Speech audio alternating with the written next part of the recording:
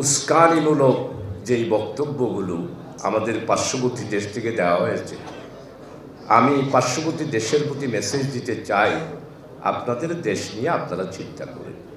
বাংলাদেশ নিয়ে চিন্তা করার সময় আপনাদের আর হবে না। আপনারা নিজের যেটা চিন্তা করেন।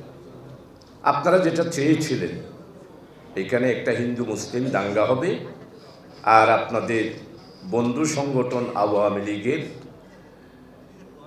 স্বৈরাচারী ফ্যাসিস্টদেরকে আবার বাংলাদেশে আপনারা ঢুকায় দেবেন।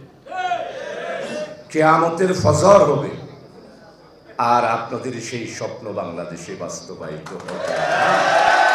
কারণ আমার 18 কোটি মানুষ ঐক্যবদ্ধ হয়ে গেছে। এই যে উপদেষ্টা মন্ডলী, এটা কোনো নির্বাচিত না, সাংবিধানিকও না। আমরা সবাই ঐক্যমতের ভিত্তিতে উপদেষ্টা মহোদয়দেরকে দায়িত্ব দিলাম। ওনারা বললো আমরা দায়িত্ব গ্রহণ করলাম, আমরা আপনাদের জন্য দায়িত্ব পালন করব। সুন্দর ঘোষণা দিয়েছেন, যুক্তির সময়ের মধ্যে সংস্কার করে জনপ্রতিনিধিদের হাতে নির্বাচনের পর ক্ষমতা হস্তান্তর করবে। তো এখানে তো কোনো জটিলতা নাই। তো হঠাৎ করে আপনারা এইভাবে প্রেস ক্লাবের সামনে নিয়ে আসলেন, সারাকির পাহাড়ে সমাবেশ করলেন, লালদিঘির পাড়ে আমাদের বাংলাদেশের পতাকার উপরে আরেকটা পতাকা তুলে দিলেন। আপনারা কি পাইছেন?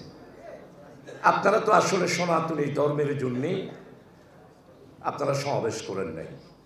আপনারা আওয়ামী লীগের জনসভা করে আওয়ামী লীগকে আনার জন্যেই আপনারা চেষ্টা করেছেন। আমরা কি সেটা বুঝতে পারি না?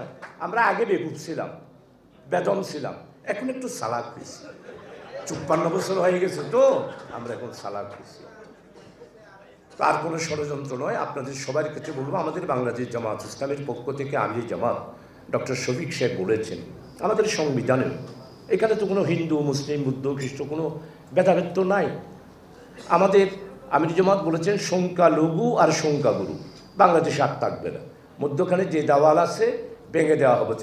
আমরা সবাই স্বাধীন সার্বভৌম, আমাদের প্রিয় জন্মভূমি বাংলাদেশের নাগরিক। বাস।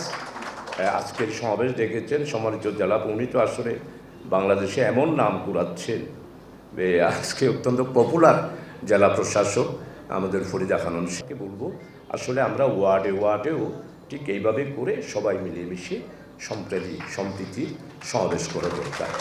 আর আমি সনাতনী ধর্মের যারা আছেন তাদেরকে বলবো, বুদ্ধের নেতা সব আমার সাতকানিয়া, বুদ্ধের চিহ্নও আমার সাতকানিয়া। সে আবার আমাকে বাপ ডাকে, তো তাকে আমি ছোটোকাল থেকে পড়াইছি, তো কলেজের মধ্যে সে বাপ ডাকে। তো আমার মনে হয় চিহ্ন একটু ভুল করে ফেলেছে। তো সে আসলে দিবা স্বপ্ন দেখেছিল, তো এখন হুঁশ ফিরে গেছে, ঠিক হয়ে যাবে, অসুবিধা নেই। আপনাদের সবাইকে আন্তরিক ধন্যবাদ। যার যার ধর্ম ভালো করে পালন করেন, কোনো অসুবিধা নেই। আমরা মুসলমানেরাই আপনাদেরকে পাহারা দিয়ে ধর্ম পালন করার সহযোগিতা করব। আমরাও আছি, হেফাজত ইসলামও আছে, বিএনপি ডাক্তার সাজেদ সাহেব, মেয়র সাহেব আছে, কোনো অসুবিধা নাই। ভালো করেই সনাতনী ধর্ম পালন করে সম্প্রীতি আমরাই রক্ষা করব। যত বেশি আমরা এই দেশকে ভালোবাসতে পারবো, তত বেশি আমাদের সম্প্রীতির বন্ধন আরও বেশি বাড়তে থাকবে। আর এই দেশকে যত আমরা কম ভালোবাসবো, সম্প্রীতির বন্ধন আমাদের থাকবে না। এটা হচ্ছে বাস্তবতা।